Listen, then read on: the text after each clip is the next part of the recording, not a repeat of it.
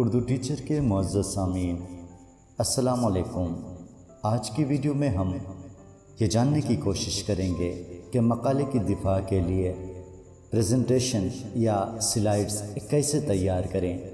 جیسا کہ ہم جانتے ہیں کہ پاور پوائنٹ پر سلائیڈز تیار کی جاتی ہیں، پھر ان سلائیڈز کو پروجیکٹر کی مدد سے کمیٹی کے سامنے یا پروفیسر صاحبان کے سامنے پیش کی جاتی ہیں اور ساتھ ساتھ ان کی وضاحت کی جاتی ہے۔ تو میرے پاس ایک فائل یہاں پر پاور پوائنٹ کی ایک فائل موجود ہے جس کو میں اوپن کرتا ہوں۔ یہ فائل ہمارے سامنے اوپن ہو گئی ہے۔ اب دیکھیں، سب سے پہلے بیک گراؤنڈ، آپ ایسا بیک گراؤنڈ چوز کریں جو پروجیکٹر میں صاف نظر آئے، اور اس پہ لکھائی جو ہوگی کوشش کریں کہ اس کا کلر اس طرح ہو کہ کوئی کنفیوژن نہ ہو یا ابہام نہ ہو، یا دیکھنے سے لکھائی آسانی سے نظر آتی ہو۔ تو سب سے پہلے بیک گراؤنڈ آپ چینج کر سکتے ہیں، فارمیٹ بیک گراؤنڈ، اس میں جائیں، اپنی مرضی کا کوئی بھی بیک گراؤنڈ آپ لگا سکتے ہیں، ٹھیک ہے، جو بھی آپ لگانا چاہیں۔ میں تو یہ بیک گراؤنڈ لگا لیتا ہوں اور اپلائی کر لیتا ہوں، کلوز کر لیتا ہوں۔ تو پہلا پیج جو ہوگا، اس پیج پہ آپ بسم اللہ لکھیں گے۔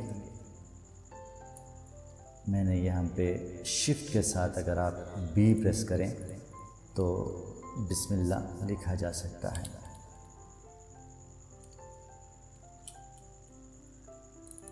سب سے پہلا پیج بسم اللہ پر مشتمل ہوگا، اس کو بڑا کریں۔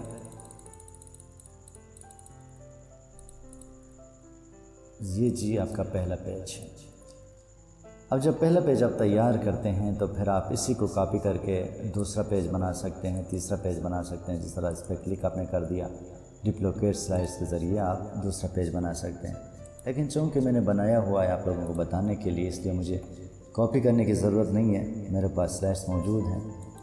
اب دوسری جو سلائڈ ہوگی وہ کیا ہوگی، آپ دیکھیں اس پہ دوسری سلائڈ جو میں نے بنائی ہوئی ہے، اس میں آپ اپنا جو آپ کا عنوان ہے، جو موضوع ہے، وہ آپ لکھیں گے، اور رائٹ سائڈ پہ اسکالر کا نام ہوگا، یعنی جو محقق ہے، تحقیق کرنے والا ہے، اس کا نام ہوگا، اور لیفٹ سائڈ پہ جو آپ کا نگران ہے اس کا نام ہوگا۔ جیسے میں نے یہاں پہ لکھا ہوا ہے اسکالر غلام حسین، میں نے لکھا ہے، فرضی اسکالر ہے، اور لیفٹ سائڈ پہ پروفیسر ڈاکٹر کلیم خان، یہ بھی فرضی ہے۔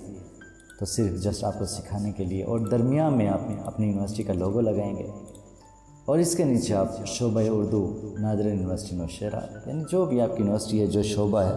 ویسے آپ جانتے ہیں کہ میں تو اردو ٹیچر کے نام سے اردو کے لیے کام کر رہا ہوں، اس لیے جب میں پریزنٹیشن بناتا ہوں یا تحقیقی سوالات سامنے رکھتا ہوں، جو بھی کرتا ہوں وہ اردو کو پیش نظر رکھتا ہوں۔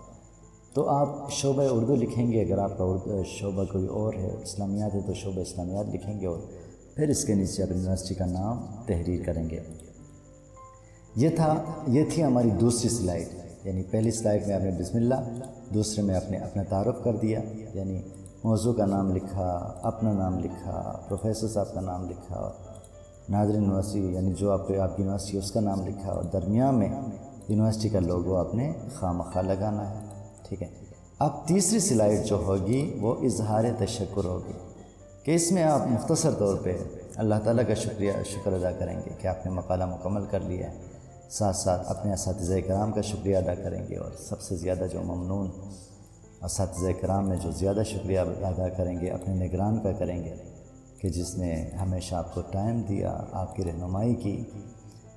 یہ کرنے کے بعد اب سب سے پہلے جو ہے، اس کے بعد مقالے کا تعارف آپ پیش کریں گے، مختصر طور پر جس موضوع پر آپ نے مقالہ لکھا ہے اس کا تعارف پیش کریں، جیسے میں نے یہاں پہ ایک فرضی کیا ہوا ہے۔ اچھا، اس کے بعد جو سلائیڈ ہوگی وہ مقالے کی ضرورت و اہمیت، یا موضوع کی ضرورت و اہمیت، جو بھی آپ لکھیں، مقالہ لکھیں یا موضوع لکھیں، اس میں آپ یہ بتائیں گے کہ آپ کا مقالہ جو ہے، آپ کا موضوع کتنا اہم ہے، ادب میں یہ کیا کیا فائدے پہنچا سکتا ہے، اس کی کیا اہمیت ہوگی۔ اس کے بعد مقاصد کی باری آتی ہے، چھٹی جو سلائیڈ ہے وہ مقاصد کی سلائیڈ ہوگی۔ اس میں آپ یہ بتانے کی کوشش کریں گے کہ میرے مقالہ لکھنے کا مقصد کیا تھا، جیسے یہاں پہ ڈاکٹر عباس کی سوانح کا جائزہ لینا، ڈاکٹر عباس کی تصنیفات کا جائزہ لینا، مصنف کی شاعری کا فنی جائزہ لینا، فکری جائزہ لینا، تو جو آپ کے مقاصد ہیں وہ آپ لکھیں گے۔ اس کے بعد آپ کی ابواب بندی ہے ان کو تفصیل کے ساتھ آپ پیش کریں گے کہ میں نے مقالے کے پہلے باب میں یہ کیا ہے، دوسرے باب میں یہ کیا ہے۔ جیسے دیکھیں باب اول ڈاکٹر عباس کی شخصیت و تعارف، اس میں آپ تفصیل سے بتائیں گے کہ اس میں نے خاندان کا ذکر کیا ہے، ڈاکٹر عباس کی تعلیم کا تذکرہ ہے، اس نے جو کتابیں لکھی ہیں ان کا تذکرہ ہے، اور متفرق اعزازات ہیں، انعامات ہیں، یا انہوں نے کوئی خدمات سر انجام دی ہے، ادبی خدمات، وہ میں نے بیان کر دی ہے۔ دوسرا باب، اس کو بھی آپ اسی طریقے سے اس کے نیچے آپ پوائنٹس لکھیں گے کہ اس باب میں جو پوائنٹس ہیں، اہم پوائنٹس، تاکہ آپ کو بولنے میں آسانی ہو اور جو حاضرین ہیں وہ آسانی سے سمجھ سکیں۔ اس طرح تیسرے باب میں بھی آپ اسی طرح پوائنٹس بنائیں گے، اور پھر باب چہارم، اس میں بھی پوائنٹس آپ بنا کے ان کو بتائیں گے۔ ویسے یہ پوائنٹس جو ہے نا آپ نے دو تین چار جملوں میں آپ نے وضاحت کرنی ہوتی ہے، اور باب پنچم اکثر جو ہے وہ مجموعی جائزہ ہوتا ہے، اس میں محاکمہ ہوتا ہے، نتائج ہوتے ہیں، تجاویز ہوتے ہیں۔ یہ بتانے کے بعد پھر آپ نتائج بتاؤ گے کہ آپ کا جو مقالہ ہے اس کے کیا کیا نتائج سامنے آ گئے ہیں۔ یاد رکھیں کہ مقاصد اور نتائج جو ہے نا، یہ ان میں مماثلت ہونی چاہیے۔ مماثلت اس طرح کہ جو مقصد آپ نے سامنے رکھ کر مقالہ لکھا ہے اسی کے نتائج سامنے آئیں گے۔ مثال کے طور پر فنی جائزہ آپ نے لی ہے یا اس کی خدمات کا جائزہ لیا ہے، تو اس میں کچھ نہ کچھ اشتراک ہوتا ہے، ٹھیک ہے، مشترکہ ہوتے ہیں کہ جس مقصد کو اپنے سامنے رکھ کر آپ نے مقالہ لکھا تھا، وہ مقصد جب حاصل ہو جائے تو وہ نتیجہ ہوتا ہے، ٹھیک ہے۔ اور آخر میں آپ کچھ تجاویز لکھیں گے، مثال کے طور پر جس مصنف پہ آپ نے یا جس فن پہ آپ نے تحقیق کی ہے اس میں کون سے ایسے گوشے ہیں جن پر تحقیق دوبارہ ہو سکتی ہے۔ یہ تمام بتانے کے بعد آخر میں آپ ایک پیج لائیں گے شکریہ کے لیے۔